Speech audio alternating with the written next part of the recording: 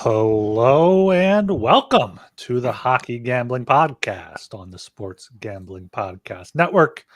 I'm your host, Ryan Gilbert. Joining me is my co-host, Joel Meyer. How things going over there in Vancouver, Joel? Not as good as things were going 20 seconds ago before the Syracuse Orange scored a long-ass TD with 30 seconds left in the half. I got Stanford win total over. I got Syracuse win total under. I got the +9 with Stanford Cardinal. And it was looking great. 13-3 with they were on third down, 30 seconds left in the half with their own half of the field, and now all of a sudden it's 13-10. I got to sweat things again. So hopefully Stanford could pull things through. But yeah, it's never a good thing when you let in a touchdown like that. Fucking defensive back, I think it was a safety, just slipped, and then the receiver just walked right through. So yeah, that sucked. But other than that, I'm doing okay, I guess. Happy for the weekend. Going to be sweating 30, 40 more games tomorrow. So hopefully things wash out in the end. Yeah, it's a high leverage game for you right there. You got both win totals. You got to bet on the games. And I'm at war with Smitty, one of the listeners here. He bet the Orange, and so I'm getting pissed off at him talking in the group chats. So it's gotta have this one, man. How many games do each college football team play? 12. 12. Okay. Most of them. Some of them have 13 for some reason. Like a few of them, but yeah, almost all of them 12. Yeah, so that's a huge game then, having that. You could swing both ways for you. Yeah. I'm doing good though. Good, happy the weekend's here. Got some cold ones. Preseason hockey starts this weekend. I know the Flyers play on Sunday. I think either in like DC or Montreal, one of those two. So got preseason hockey. Yeah, starting tomorrow. Actually, we got a few games. So I should be excited. Just throw some hockey on. Be able to do that. Mix it in there with the college football. Top of the show here. Make sure you are subscribed to the Hockey Gambling Podcast. Where you listen to your podcast, Apple, Spotify. Get on YouTube as well, and get in the Discord, sg.pn/Discord. You're going to try to get that going more here as the season comes closer. But yeah, we're just going to get right into our Central Team Division previews now. Our Central Division team previews. Starting at the bottom again. Going to start with the Blackhawks. Going to go with 3 teams this show: the St. Louis Blues, then the Utah Yotes there as a third team. So, Joel, I'm going to start it with Chicago. Right. Well, this was a terrible team last year, of course, but it could have been better. I mean, they had so many injuries. They were the most banged up team other than Vegas, and a lot of those Vegas injuries were a bit noisy because it had to do with their salary cap situation and adding players at the deadline. So yeah, Blackhawks perhaps lost the most legitimate talent on their team. I mean, relative to the talent that they brought in as replacements. Like Taylor Hall missed almost the whole season. Even Bedard missed a couple months there. Didn't stop him from winning the Calder Trophy though. So good for him. Yeah, it was never going to be a good season though. I know they brought in a few vets to kind of like cushion things, but when those guys are getting injured, it's not gonna help matters. So this is a team that was destined to be bad, and they were bad, and to help them get another quality pick at least in Artem Levshinov, the big Russian defenseman. He's massive, so that's going to be huge for them going forward because they definitely need more defensive prospects with Kevin Korchinski being the only legitimate D-man they have in there. Well, I guess they also have who's the other guy they got? I don't remember right now. But anyway, point is that I think that it was a successful season just because they're bad, and Bedard, like, he looks almost as good as McDavid did in his first year. So they've cleared the air there. There's no rough transition period from juniors to the NHL for him. So yeah, it's a good season for the Blackhawks. Obviously not in terms of the standings, but in terms of long-term prospects and building up for the future, I would say it's fine. As long as they just keep developing and going forward, as we'll get into in their offseason grade, which I think was pretty good. Yeah, what else happened to the Blackhawks? Like, just really banged up and miserable team. I mean, they were fun to watch. I guess they had some offense, terrible defense, terrible goaltending.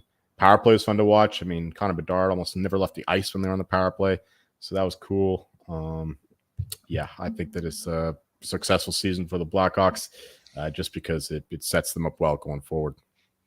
Yeah, it's as successful as being the second worst team in the league can be. Bedard had a great season, 61 points, 68 games. Kurashev had a decent year as well, 54 points in 75 games. Yeah, got that Levshunov to go with Korchinski. Got Alex Vlasic, a young defenseman there as well. So, they got more prospects to build here with Bedard based off that. They got Frank Nazar, got some playing time there at the end of the year as well. But yeah, Blackhawks, second worst expected goals for% in the league, the worst expected goals for per 60, fourth worst expected goals against per 60, and the third worst PDO as well, which could potentially just be a skill issue with not having many shooters outside of Bedard and their goaltending not being very good. Yeah, that's exactly what it is. Yeah. It's not like they're getting unlucky. PDO can be luck, but can also just be you're a shit team. You're not going to be able to shoot well. Exactly. But yeah, it was success. Second worst team, still got the second pick, and added a pretty good defenseman there in the draft. Right. Yeah. Speaking of the draft, I mentioned the Artem Levshunov. I don't think that he'll play much this season. Maybe towards the end of the year. I think that Celebrini will be the only one who plays meaningful time among the draft picks here. But we'll see. Sometimes players can accelerate faster than expected. So. Anyway, but they had a very busy offseason with adding Tyler Bertuzzi, TJ Brody from the Leafs there, Laurent Brossoit in the net, Alec Martinez, another ancient veteran, Pat Maroon. I didn't even remember that one. Just looking at it now. Teuvo Teravainen from the Hurricanes. That's another good one. They lost not much. Guys who are below replacement level for the most part. I mean, Tyler Johnson, his best days are long gone. Sam Lafferty. They got him. They got him in the trade that they got Mikheyev in. And then they traded him to Buffalo, I think. Okay, so I don't even know why this site's listing him. Okay. I think we were on the same site. Yeah. It had departures, Sam Lafferty. Anyway, they didn't lose much, really. They didn't have much to lose, but they added some guys who are some good old NHL vets who will strengthen the team. So they should be better than last year. I mean, even if they only had the team of last year, then they should be healthier with Taylor Hall coming back in particular. So yeah, I think it was a good offseason. I remember Talon was saying that this is what they should have done last year, just kind of build around Connor Bedard. I think that it was too early to do that last year because you want those extra draft picks. Even this year, they're not going to be a good team, so you don't want to be too good just yet. But it's still a good idea to insulate Bedard. You don't want to have him suffering on a terrible team forever. But 1 or 2 years of suffering is fine as long as it's building up for the future, getting those better prospects going forward. So. Yeah, these guys, I think, will do the job in elevating the Blackhawks from last year while still not being good enough to threaten playoffs. So, yeah, I think that you have to give them an A here, the Chicago Blackhawks, with what they've done.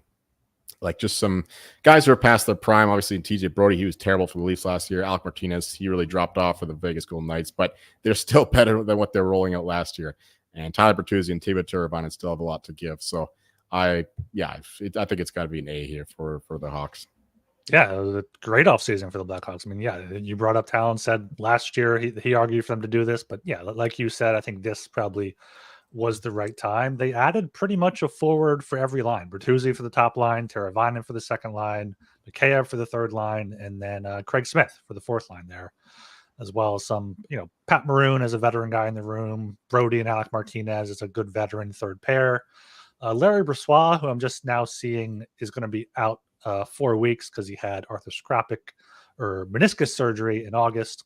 Also, Levshunov is out 4 weeks with a foot injury for the Blackhawks there, so not even going to be able to get a good look in that camp. But yeah, a good off season now that Bertuzzi, Teravainen, past their prime, but they're still decent middle six wingers on a good team, so that they'll fit in the top six with Bedard. Getting Taylor Hall healthy is going to be big for them. And yeah, once Brossoit is healthy, having him with Peter Mrazek could be a decent enough goaltending pair. So yeah, the Blackhawks are definitely building in the right direction this offseason. Yeah, and there's not much really to say projection forward, rather, because I think it's going to be more of the same. I mean, their point total last year was 70.5, I believe, and didn't come close to that. And now it's 73.5, so they're expected to be a little bit better, but I don't think that they're going to be significantly better than last year. So I got a small bet on their under in the point total, because yeah, it's still just a bad team. I know that they'll be better, they'll be healthier, presumably, unless they get just as bad luck as last year. I mean, it's hard to imagine one of their best players missing almost the entire season in Taylor Hall. Maybe Kevin Krasinski takes another step forward. Yeah, this year's all about kind of keeping Bedard healthy, keeping them motivated, and just seeing what they have in some of the other prospects, and hopefully they can be competitive in a lot more games, because they were getting blown out by a lot of teams, including the bad ones last year. So this year is just about just continuing to grow as their younger guys continue to come in and accumulate more picks, because they do have a ton of picks, but it's all about turning that potential into reality, actuality. And yeah, that's what this season is going to be about. Much like last year, but it's going to be a little bit more competitive, I think.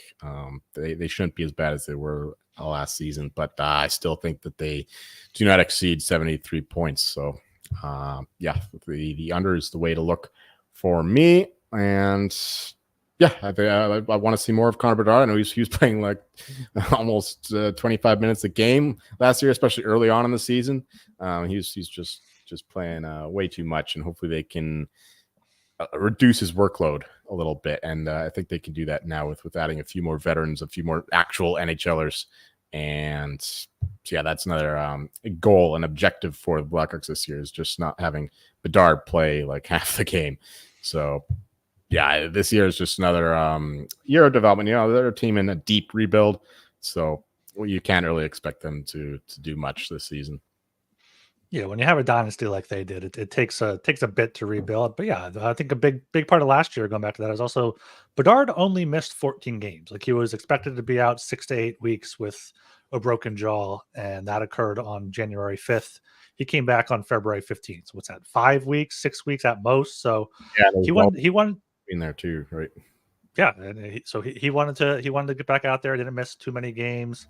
Yeah, they're definitely good enough this season to not completely shit the bed, as long as they at least stay pretty much healthy, but not confident enough for them to go 21 points, 22 points more than they got last season. I know they getting Hall, getting Bertuzzi, Teravainen, all these guys are going to help, but it's not going to help them push for the playoffs. It's not going to help them probably even get to 73 points or 74 points. Just going to be, an encouraging step forward is what Blackhawks fans want to see, I think, this year.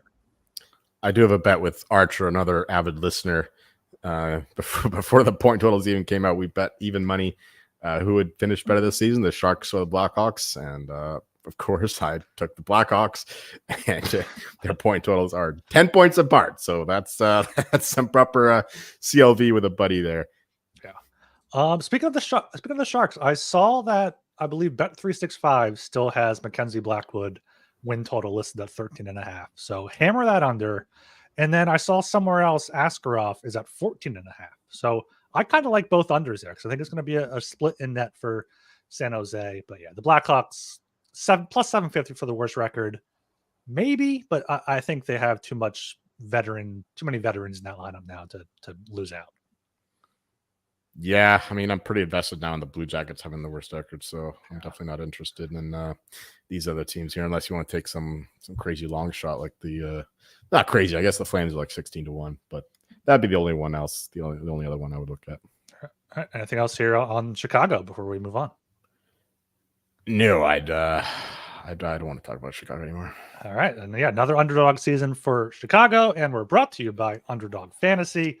Underdog Fantasy Pick'em is always adding to their awesome menu. They now have first TD projections. There are a ton of ways to win with NFL, college football, MLB, MMA, and more. Their lobby is jam-packed with profit boosts and no sweat entries. So sign up with promo code HGP to claim your special pick and first-time deposit offer up to $1,000 in bonus cash. UnderdogFantasy.com, promo code HGP.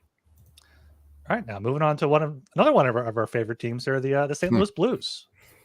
Oh, great! These three teams we're covering today are not too exciting, which is probably why it's a good thing we're grouping them all together, so we don't have to talk about too much about each of them.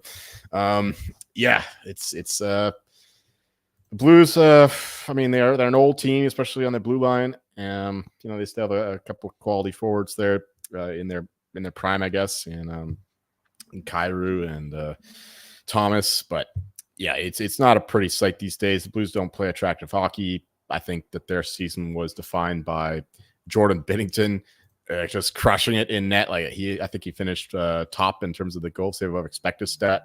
So he was really keeping them in games. Once again, they continue to exceed expectations. If you look at the analytical stuff, Tom Luszczyszyn's model continually underrates the Blues, I guess, because I don't know, they score goals where they shouldn't score goals. Is basically how to put it. But last year is Berube. He got fired mid-season, and they saw a little bit of a dead cat bounce. Not really dead cat bounce, a new coach bounce, and bringing in Drew Bannister, but it wasn't enough to really threaten playoffs. Even when they were kind of close, I never really felt like they were gonna make it. Unfortunately, they did go over their point total somehow and crushed my bet there, but at least the big bets on them to miss the playoffs were fine. It's just not an inspiring team. I don't really like what they do. It's a lot of I don't know. They don't really have an identity in terms of their offensive style, and the defense is just pretty brutal, to be honest, especially with how old they're getting. It's not a fun team to watch, not a fun team to bet on, not a fun team to bet against, because it's always a sweat with the fucking St. Louis Blues. But we're back in the under for them again. Spoiler alert! But people who watch the show for the last 3 years should probably see that coming. It's just not a good season for them, I think, because they do enough to not get a great draft pick, and they don't make the playoffs, so it's kind of pointless. They're in the mushy middle there, just outside the wild card spot. So it's not great for their future, though. They do have some good prospects coming up because they did have 3 first-round picks because they made some good deals, not last season, but the season before. So they do have some prospects coming up. So that's the bright light for the St. Louis Blues. But in general, I am not a fan of this team. Don't like what they do, even though I do like the GM. I think he's a good old school guy, and I did like Craig Berube as well. But it's on the ice product is not a good thing, and it's not a team I'm looking forward to watch this season. So I'll give them a C. I mean, they fired their coach mid-season. They still couldn't really get a good enough jump to get into the playoff mix. So I don't know. I got a C. They didn't get great draft stock either. So it's definitely a middling grade for the St. Louis Blues. Yeah, last year was probably a worst case scenario for the time. I know they recently won the cup, so whatever. But as a Flyers fan, we're rebuilding. You don't want to almost make the playoffs, and not have much growth there. But yeah, they got first round picks, but that was good. Last year, 92 points. I didn't realize they were so good under Bannister. 30, 19, and 5, which is just over a 600 point percentage, a 99 point pace. So that's kind of given me some pause in fading them. Like you said, it was all Jordan Binnington. He was tied for the 7th best save percentage at 913 among goalies that played at least 40 games. Only Hellebuck, Demko, Swayman, Joey Decord, Linus Allmark, and Bob had better than that. So Binnington is becoming, a stellar, consistent goalie in the league, which is surprising given his hot-headedness. But expected goals 4%, third worst, 5th worst in both goals for per 60 and goals against per 60 expected. It was just their save percentage overall as a team. 913 save percentage was 4th behind Winnipeg, Florida, and Boston, who have 3 of the best goalies in the league. So it's really all about Binnington here. Robert Thomas had a great season. I think he's someone to watch underrated there. He had 86 points in 82 games last year. Jake Neighbors as well had 27 goals in 77 games in his age 21 season. So they have a few guys there to be excited about, but last year was just probably worst case scenario for the Blues. Right. As for their offseason, I don't think that it was particularly inspiring.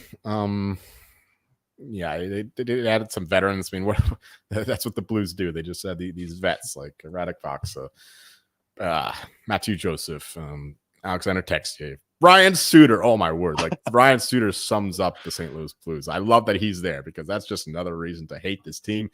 I don't know how is he getting paid by 3 teams now because the Stars bought him out, the Wild bought him out, and now the fucking St. Louis Blues are paying him. Man, this guy's just like cranking the league. Right, Suter. Well, good for him. I hear he's a fucking asshole. He plays like one too, but good for him for at least just waxing 3 different teams at the same time. I wonder how often that happens. I don't know how he got a contract here in St. Louis. I don't even know how he's getting. Even if he's just getting league minimum, that's just too much because this guy cannot play anymore. I don't know why. Yeah, so some of these things that the St. Louis Blues do just mystify me and are a big reason why I fade them in general. So yeah, and they lost Kevin Hayes, who's another old fuck who's past his prime. So it's more of the same from the St. Louis Blues, I think. And then, like I said, they have some prospects coming in, but can't really judge this offseason for it because that was last year. They did get Pavel Buchnevich to a 6-year extension worth $8 million annually, which is good because I think that he's one of their few real solid players with a good contract there. And of course, they did lose Torrey Krug for the whole season, but I'm hearing from Blues fan that that's actually an addition by subtraction, given the fact that like the second half of his season, he was absolutely brutal, just playing on that bum leg, and whoever they bring in instead of him will be better, assuredly. So yeah, Torrey Krug being gone is actually probably a boon for the Blues. So yeah, I don't know, B- because I don't think they didn't get worse in the offseason, but I don't think they got terribly better. So B- is a middling grade, I think, too. But yeah, they got better as a hockey team, but they didn't get better. Probably they got better as a hockey team for this season, but not necessarily for the future. I guess maybe getting Holloway and Broberg, if one of those two can pan out while you're overpaying them now, it's a good find. But yeah, Foxa, Texier, they brought in the Joseph brothers, both Pierre Oliver Joseph as well as Matthew Joseph there. So whole new brothers. I didn't even know that. I didn't know that either until I saw it on Twitter like a few days ago. Huh. So yeah, they got a whole new third line there: Holloway, Foxa, Joseph, Texier on the fourth line. But yeah, Ryan Suter coming in as he's penciled in as the third pair defenseman with Nick Leddy there. So we'll see. I'm happy he's no longer on the Stars, so the Blues are doing me some service. Yeah, that is good. I have I've heard speculation, read speculation about if Cam Fowler's moved, St. Louis is a possible destination, could fill that Torrey Krug hole, but I don't know if the Blues necessarily want to do that. Going back to last season, though, I do want to shout out Joel Hofer because he also had a .913 save percentage right there with Jordan Binnington.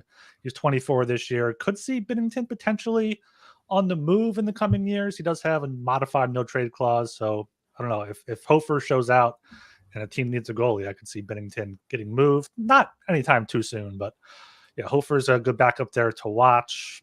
But yeah, nothing exciting in the offseason. I'm glad you brought up Buchnevich. I forgot about that. That was a pretty good extension. But yeah, this is going to be another mushy middle for St. Louis. I think so. One more thing. Yeah, but we got to attack them as well for losing Charlie Lindgren, who was one of the best goalies in the league last year with the Washington Capitals. So I know they're pretty solid net now with Binnington, but Charlie Lindgren, I mean, he had an almost as good a season as Binner. So I'm not sure what they lost him for, but they just didn't pay him. But yeah, so the Blues no goaltending. I'll give them that much. Yeah, projecting forward, it's hard to wrap my head around anything they've done that will make them better. I think that they'll just be the same team that they've been for the past couple of years, just an aged team with especially old back ends. With I mean, Colton Parayko is a good player, but the other defenders are nowhere near his level. And and you can't win games in NHL if you're having a blue line that's as weak, as limp as the one they have, and as old, I should say. I know Broberg coming in there will be pretty good. Hopefully, I mean, the Oilers fans have been screaming for him for like 3 years, but he's yet to really show his potential. We said before in the last show they had good playoffs, but we'll see if that's sustainable on a new team here in the regular season. I mean, he didn't play much in the regular season last year, so it's a pretty limited sample size there. But of course, he does have top 10 draft pick pedigree. So there's a chance that he turns into a real player, and the Blues desperately need a quality defenseman to step in because, like I said, their defenders are old and slow and dumb. So, yeah, they have some young players coming in before I said. So maybe if they get them some time, this can turn into a positive season. But yeah, I think that low 80s is where they fit in. It's going to be another middling season for the Blues, I am pretty sure. Let me see what I have them projected at. I know it's not good. 84.3. So definitely an underlook. Yeah, 86.5. I think you can find better than that at some books. So I would definitely like the under there. And the miss. Oh, I love the miss because I think that the Central is fucking loaded. I don't see them jumping the Wild. Even the Coyotes, I give them a better chance to finish ahead of them. And then you got the Predators, the Avalanche, the Stars, the Jets, all ahead of them in the same division. So even if you only get 3 teams from Pacific, it's really hard to see the Blues finishing ahead of 4 of those teams, or finishing in the top 5 in their own division, considering the strength of that Central division. So minus 175 to miss, I really like that a lot, even better than the 86.5, because I think I could see the Blues just once again 88, 89 points, just right outside the wildcard spot. The miss though I think is tremendous value. Yeah, that minus 175 is a steal right now. The odds, if you're watching on YouTube, plus 205 to make, minus 175 to miss, is DraftKings and MGM respectively. There's a hedge opportunity there. If you bet 194, you guarantee 1091 in profit. So yeah, the minus 175 has to be off market. Yeah, no, that's bet MGM. That's an outlier. Next two are minus 215 and minus 220, which I still think are very, very good bets. They're not as good as having this ARB opportunity here. I'll have a look at my book, see what they're at.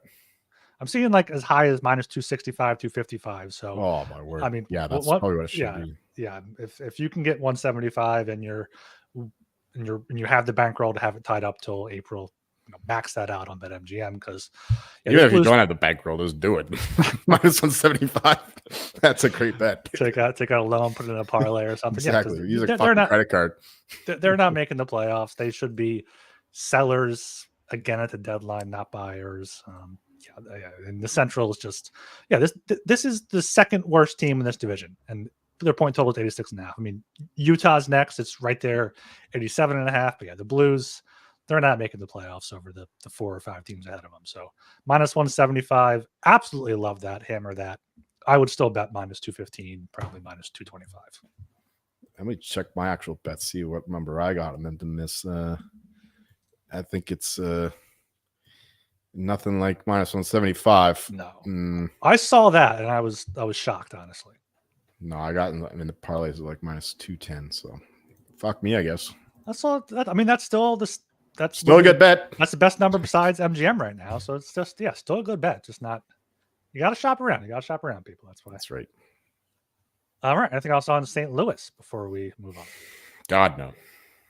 All right. We're brought to you by BetUS, bet with the best in the business. BetUS. BetUS has been around for more than 30 years. Bet anywhere. BetUS is available in tons of locations, including internationally.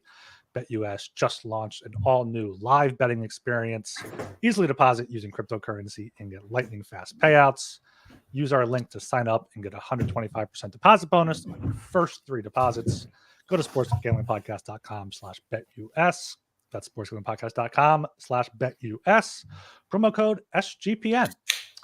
And we're brought to you by Rhythm, the #1 powered sports betting, AI-powered sports betting platform that helps provide bettors of all levels the ability to build custom predictive betting models in seconds and get predictions for betting on money lines, spreads, totals, and prop. in week 2 of the NFL season. It was a 22.5% return on investment on spread bets and 44.3% on money line bets. You can build your own model, copy one of the performing models, or press build a model for me. And Rhythm gives you predictions for every game and player prop. So claim your 7-day free trial today by going to sportsgamblingpodcast.com/rhythm. That's sportsgamblingpodcast.com/RITHMM. I do want to address this comment here from Parker, the underbetter, in the chat. So Broberg signing, that's another tough one to wrap my head around. Yeah, Broberg got, I think, $4.8 million for 2 years. A little bit of an overpay given his stats, NHL pedigree so far, but former 8th overall pick in 2019. They wanted to get somebody to fill that Krug hole. He has potential.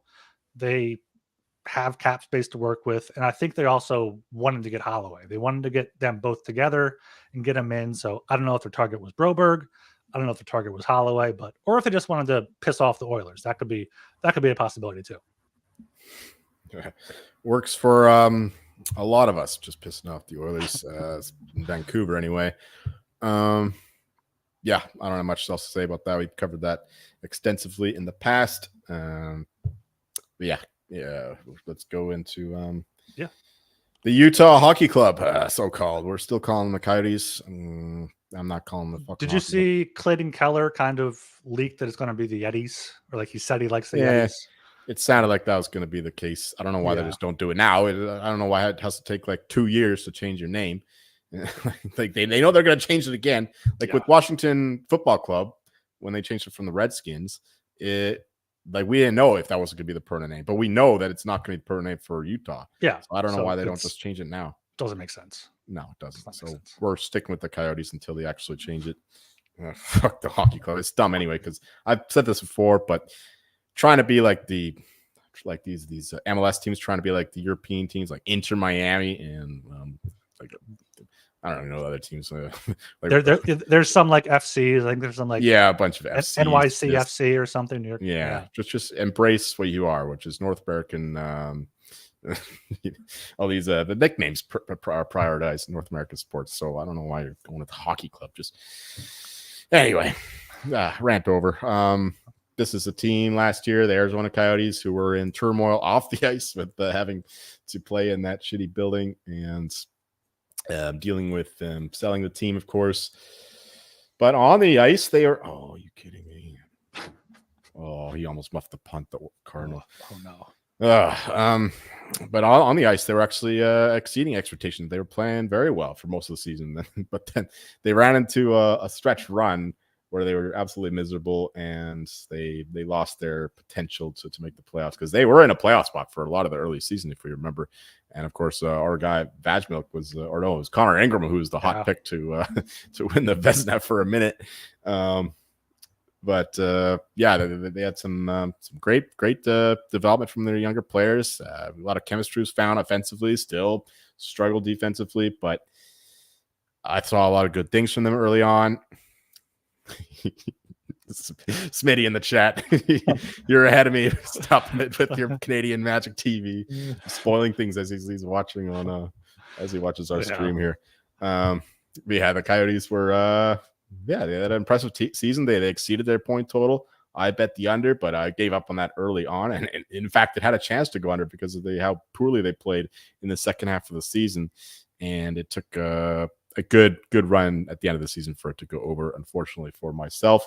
But good for them, because they were a competitive team. They took a positive step forward, and we also saw Shane Doan's son, Josh Doan, was absolutely brilliant, and he's a sneaky pick for the Calder next year. I don't think that he'll win it, but you could find him at pretty long odds, I think, still. So look out for that. And it's a good thing for them that they have another young forward coming up. I think it's definitely a positive season. You want to see these young rebuilding clubs do well, continually build forward as they engage in their rebuild and turn these prospects into actualities, potentiality into actuality. And that's what they did, I think, with how well they played. What's his name? The guy they got from Sean Durzu, stud on the back end. He looks like a real premier first line D-man. And yeah, now that's what you need. You got some goaltending too. Vashmelka not being quite as good as he was here before, but Connor Ingram looked fantastic. And of course, he has a lot of pedigree as well with how well he performed there in the World Juniors before. So yeah, I think it's a really good season for the Coyotes, and now they have a really good owner who's willing to invest, unlike the previous regime, and they have an actual arena to play in, unlike the Arizona State University thing that what do we call it? The Mullet Arena. So it'll be fun to watch them play in an NHL building for the first time in a bit. And so yeah, we have to give them an A here, even though they didn't make the playoffs. It's fine. They made a real positive step forward, and that's all you can ask for in a team that's loaded with picks and loaded with both prospects. So the Coyotes there will be a force, I think, pretty soon in this division. Yeah, I think they're definitely trending in the right direction. Last year, according to Hockey Reference, their over/under was 76.5, and they finished with 77. So yeah, it went up. It went up. Yeah, I remember it got bet up to like 80.5. Probably did. Yeah, the Coyotes hype train was building there. But yeah, the 9th worst expected goals for percentage, 12th worst in terms of expected goals for, 8th worst in terms of expected goals against. So not really great in any sort of category. Like you said, Connor Ingram was kind of the breakout star, 907 save percentage, 2.91 goals against average. Clayton Keller, almost point per game, 76 points, including 33 goals in 78 games. Dylan Genther kind of broke out a little bit, 35 points in 45 games, 18 goals, 11 assists, or 17 assists. So kind of 50-50 split by that. I think he signed today an 8-year extension at just over $7 million a year, which Parker, the underbetter, has also been hating on in the chat. Yeah, Utah's getting former 9th overall pick in 2021. This is what teams are doing. They're locking up their guys early. Like, if it goes really bad, they can get an under 23 buyout where it's not nearly as much of a penalty as a regular player. But like, I think Gunther's going to be good. He's 21, going to be 22, not until next April. So yeah, he'll have another great season. Could potentially be maybe not point per game, but get up to 60, 70 points this season, depending on his line mates, depending on if he gets that shot on the top line or second line. But yeah, last year, decent season for Utah. Good for the Coyotes. Good to see them get some excitement around them, and good to see some excitement in Utah too. It definitely seems like, shockingly, that they're excited for hockey. The Utah Jazz are actually a low key great home court advantage there. Like, they have a lot of excitement there. I mean, it's no Denver, but I hear that their games are pretty fun to go to. Actually, I remember saying on social media that the Nuggets, let's go for fourth out conversion on their own 27. Stanford, let's go. Sorry, Smitty. I was saying that I don't really like basketball, but I was like, it's kind of boring. I wanted to leave halfway through. But of course, the Nuggets are winning by like 20 points. So whatever, what can you expect? But they were saying, oh, Utah, you should go to a Utah game. Oh, they're great, whatever. But we'll see if that translates to the NHL. I think it will. I think that there's some excitement in that market because, a bunch of Mormons, they got to, they can't get it too excited in bed. So they got to express it elsewhere. So I think we'll see some good crowds there. In Salt Lake City. It's got to be Salt Lake City, right? Yeah, I think so. Yeah. That's the only city in Utah, I'm pretty sure. Right. So anyway, let's go to their off-season grade. Yeah, they got some veterans in. Ian Cole, John Marino, Mikhail Sergachev. They really strengthened their back end. I think that that was their weakness last year, and then they addressed their weakness. That's what you want in a proper off-season, to address your weaknesses. That's not what the Oilers did. But the Utah Coyotes certainly did that here with some quality players like Marino and Cole. Like, he's still like, he doesn't really age. He's just the same intelligent player as he always is. And then they got a legit guy in Mikhail Sergachev. They lost Travis Dermott. I don't think that's a great loss, but yeah, I think that this is a team that's intelligently run now. From ownership down, there's alignment, ownership, GM. Even there's alignment even in the way they dress, right? They all wear the same fucking suits to the draft. At least they did 2 years ago. I don't know if they did that last year, but there's a alignment all the way down to the what's the word? their clothing anyway. I was trying to think of a fancier word, but yeah, Coyotes, very good offseason here. So we got to give an A. I mean, you address your needs, which was defense. Not a lot of big names, I guess, other than Sergachev, but you fucking kidding me. Interception now. Oh, my word. Anyway, give me an A for the Utah Hockey Club for their offseason. Yeah, I think an A is probably a little bit too high just because they didn't do too much. But like you said, they got what they needed. Sergachev for their top pair, Marino second pair probably, Cole for the third pair. Stenlund has the cup winning experience now, good fourth line guy to fill that out. Dermott's not much of a loss. So yeah, this is just another off-season step forward for them. The young guys get a little bit older, a little more experience with their belts coming into this next season, have a few more guys in the room. Yeah, looking ahead to this potential trade deadline, like they have Kerfoot is a pending UFA, Nick Bugstad is a pending UFA, as is Ian Cole. So if they're not in the hunt, they can just trade them at the deadline. Also, they signed Kalyer Yamamoto to might be a PTO because I see him on Puckpedia, but there's no contract there. So that could be a sneaky good signing if he could fit in the middle six there, probably for Utah. Not as high as Joel is on them. Not going to give him an A, but solid B for Utah here. Yeah, I just liked it because they addressed their need. That's my main thing. Like Mikhail Sergachev is a legit player. Hopefully he recovers fully from his broken leg, but he came back really quickly. Like he wasn't supposed to play in the playoffs at all, but he's out there for like the third or fourth game in. So that's really impressive. Like he was a broken leg like 2 months before that. He thought he was done. Yeah. But that's some Russian gas for you, I guess. Anyway, yeah, projecting forward. You can only expect them to take another to step forward here. I mean, they were so good last year, and as long as they get the close amount of goaltending that they had a year ago, it will be cooking with gas here with the Coyotes. It's a team that's loaded with young prospects. We mentioned Josh Doan before. If he continues to play like he did at the end of the season, he'll be a great player there. Clayton Keller, he's taking leaps and bounds every single year. And yeah, with these new guys on defense, I think they'll be strengthened that way. So I think that this team is a team that's live to make the playoffs. I did bet they're under, but I kind of regret that bet. I'm not very strong in that position anymore. But yeah, I thought that the jump from you mentioned the opening of 76.5. Well, last season now it's 88.5. That I got that even money for the under. I think that was just too much of a leap too soon, but it's not a favorite bet of mine, so I'm not really recommending you to go under, the listener.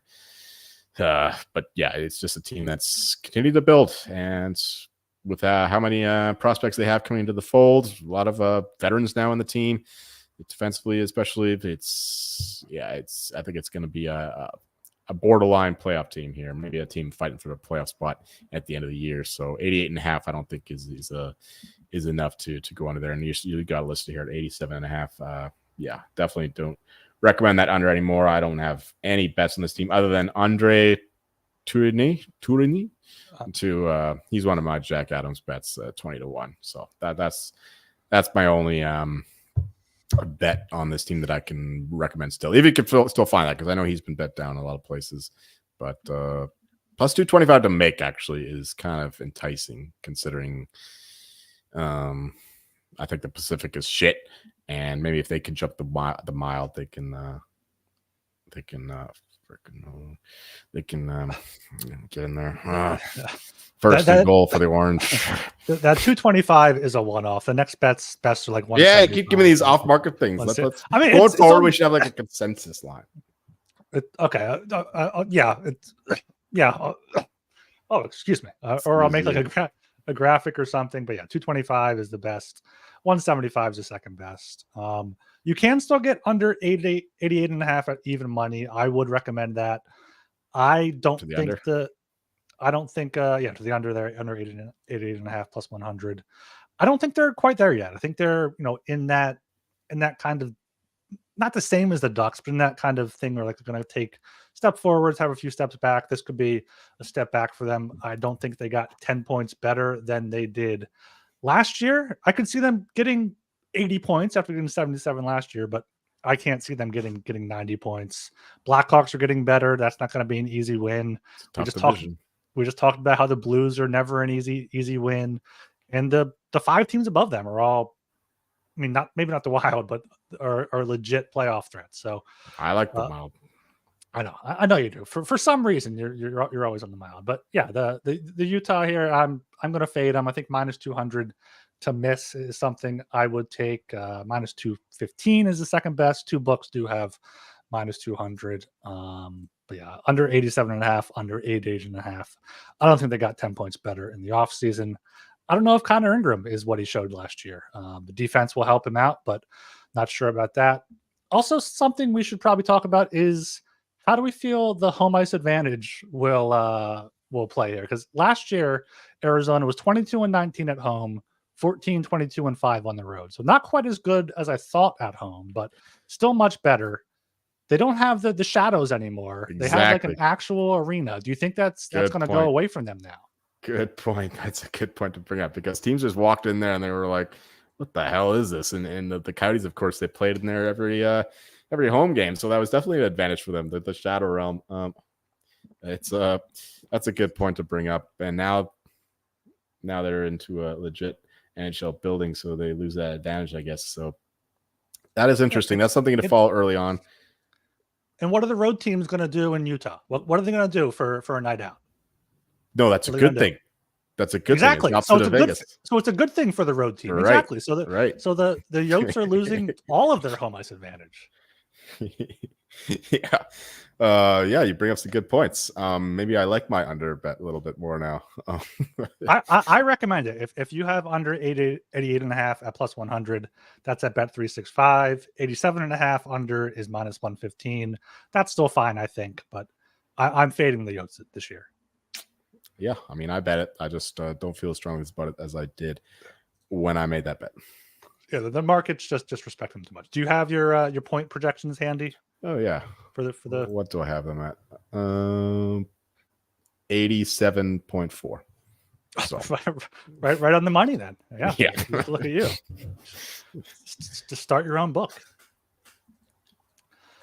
All right. Yeah. Anything else on Utah or any of these 3 teams before we move on to some nonsense? I forgot to mention we were talking the player awards last show. I said I only had JT Miller in pocket for the Selke. I forgot about my Jonathan Lekkerimäki for the Calder at 100-1 as well. I don't think that he's going to win it, but he has elite potential. He won the SHL Young Player of the League award, which is basically the Calder for the Swedish League last year, and now he's coming into the Canuck system. And if he makes the team right away, he's already playing on a line with Elias Pettersson and Jake DeBrusk.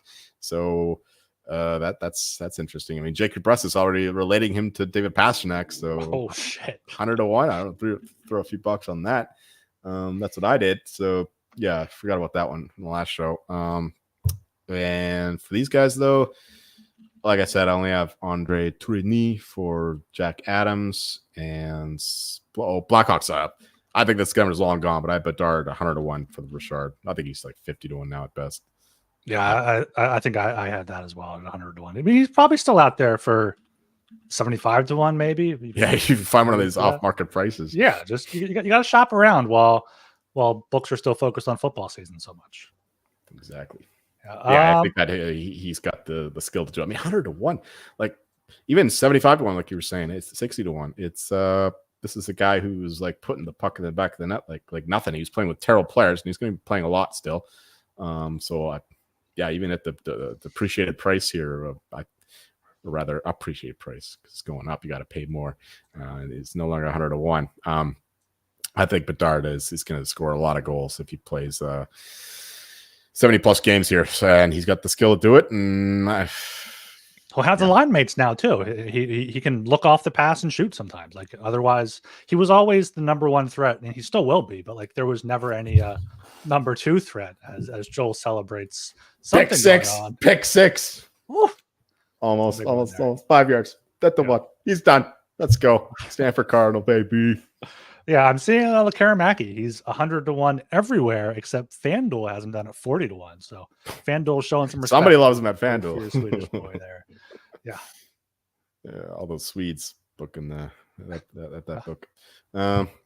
Yeah, I like that, and I think Tourigny is still my favorite. If you can find the right number, like he's down like 14-1, 12-1. That's not really interesting, but for a team that's primed to take a step forward this year, he'll be a prime candidate because they're not really expected in the media to do well. And now that they have the momentum of the new ownership, new location, all that, they'll be in the news.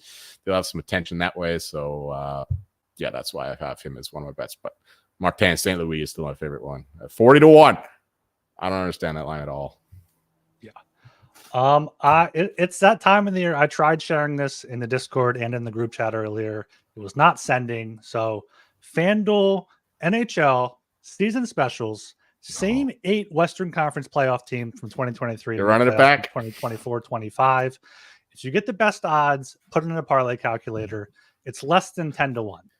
What do you think FanDuel's offering? Oh, what was it last year? Like 90-1? I mean, well, the East is 400-1 because they have the Capitals. I mean, yeah, okay, fair enough. Let me pull up my sheet here. But the same 8 Western teams is 50-1. So if you're on FanDuel, put something down on that. It's there's EV there. Who do you think's going to miss? 400-1, you said? 400-1 for the East. The West is 50-1. Oh, West is 50. Okay. 400-1 is fucking mad. Well, it's because you got Washington in the Island. Yeah, and they're like minus 220 to miss. I mean, but that still only builds to 40-1. So you're getting right. I see what you mean. Yeah, fucking $5 on it. But yeah, the West, you got Dallas, Winnipeg, Vancouver, Colorado, Edmonton, Nashville, the Kings, and Vegas. Like Winnipeg minus 172, the Kings are minus 220. Everything else is minus 250 or more. That's a damn good bet. Easy to hedge out later on the season too. Yeah, I mean, we almost hit it. One team just tanks. Well, I was gonna say last year almost hit it with the East, but the Devils just shit the bed. So, right. I mean, 50-1. I threw down a $5 bonus bet on that. I'm gonna probably max that out at some point because that is a bit too high. They also have any team to win 60+ regular season games. This one up. Yes, it's plus 172. No is minus 225. I think that's only happened a handful of times in the modern era. So still like that minus 225, but not. I think it was minus 175 a few days ago. Yeah, I got to look around for these weird kind of season long props. There's sometimes some good odds. Yeah, because those are geared towards casual bettors, and they just want to bet the yes, like they're just suckers. But if you can actually get the no price, that's pretty good on the book for offering those, and just scoop those up. Yeah. All right. Anything else here, hockey wise or football wise, for the weekend before we close it out? I guess I'll talk a little bit of football. College is going well now. Apparently, as long as the Cardinal hold out here. South Alabama, an easy winner last night against Appalachian State, plus 7.5. They win by like fucking 20, 30 points. Didn't even watch that one because it was so easy. Jets looked pretty good. I know I had the 6.5 of the Patriots, but as long as the Jets do well, I'm happy.